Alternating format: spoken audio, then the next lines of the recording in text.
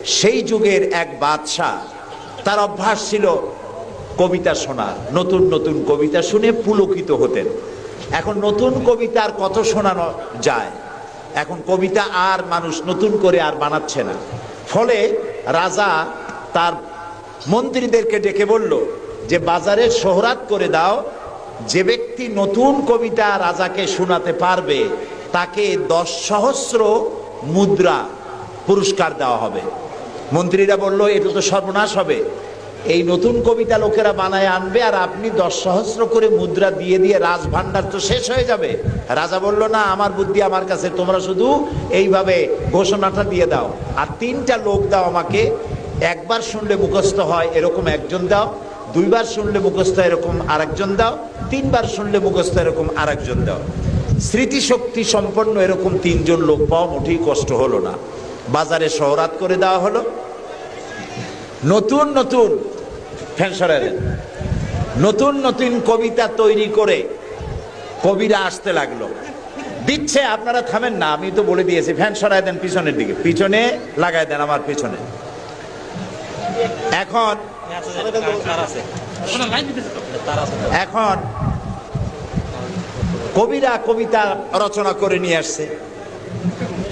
নতুন কবিতা শুনতেছে রাজা, কবিতা শুনে শখ মিটাইয়া রাজা বলছে এটা কি একটা নতুন কবিতা হলো কবি? এটা তো আমি জানি।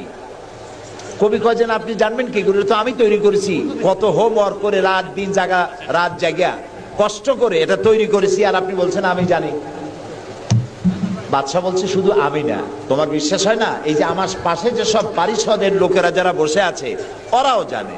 কবি চ্যালেঞ্জ করলো অসম্ভব, আমি সারা রাত জেগে জেগে কষ্ট করে রুদ্ধদ্বার কক্ষে বসে বসে কবিতা রচনা করেছি, কারো জানার কথা না। তোমার বিশ্বাস হয় না?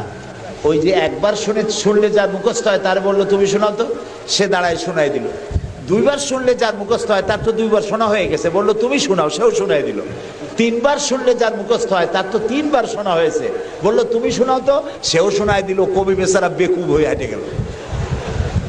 এরকম কবিদের কাছ থেকে নতুন নতুন কবিতা শুনে শখ মেটাতে মেটাতে এক চালাক কবি অবস্থাটা বুঝে ফেলেছে।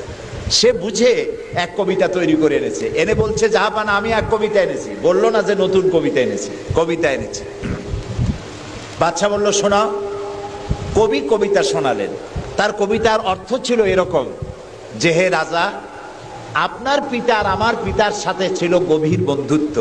এই বন্ধুত্বের সূত্র ধরে আপনার পিতা আমার পিতার কাছ থেকে 10 সহস্র রৌপ্য মুদ্রা ধার করেছিলেন। চুক্তিপত্রে লেখা ছিল আপনার পিতা আর আমার পিতা মরে যাওয়ার পর আপনি আপনার পিতার উত্তরাধিকার সূত্রে আমার পিতার কাছে দেনা হিসাবে 10 সহস্র রৌপ্য মুদ্রা আমাকে পরিশোধ করবেন। বাদশা শুনিয়া চিন্তা করলো সর্বনাশ,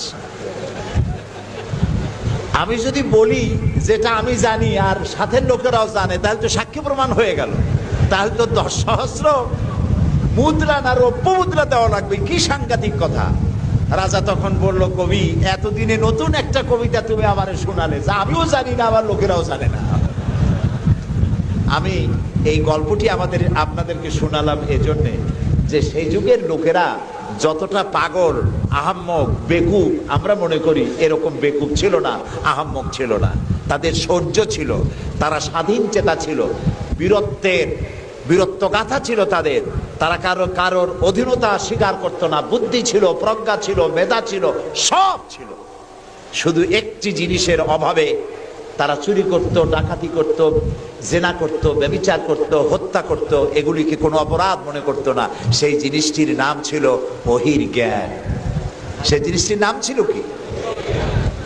আল্লাহ রাব্বুল আলামিন সেই যুগে এই মানুষগুলির পরিবর্তনের জন্য, গোটা বিশ্বে শান্তি আনার জন্য, পৃথিবী যখন ধ্বংসের দ্বার প্রান্তে দাঁড়িয়েছে, রহমত ছাড়া পৃথিবীকে আর রক্ষা করা যাবে না, তখন আল্লাহ তাআলা রাসূলকে রহমত হিসেবে পাঠালেন। আল্লাহ তাআলা বলছেন ওয়ামা আরসালনাকা ইল্লা রাহমাতাল লিল আলামিন। নবী হে, আমি আপনাকে আমার গোটা বিশ্বের জন্য গোটা সৃষ্টি জগতের জন্য আমি আপনাকে আমার করুণার মূর্ত প্রতীক করে পাঠালাম, সৃষ্টি জগতের জন্য আপনি আমার রহমত। সুবহানাল্লাহ। বর্তমান যে মাসটা চলছে, এই মাসটির নাম আরবি মাস মাহে রবিউল আউয়াল। এই মাসেই আল্লাহ তাআলা পাঠিয়েছিলেন বিশ্বনবী মুহাম্মদুর রাসূলুল্লাহ সাল্লাল্লাহু আলাইহি ওয়াসাল্লামকে পৃথিবীর মানবতার কল্যাণের জন্য। তাকে এই পৃথিবীতে আল্লাহ তাআলা পাঠিয়েছিলেন।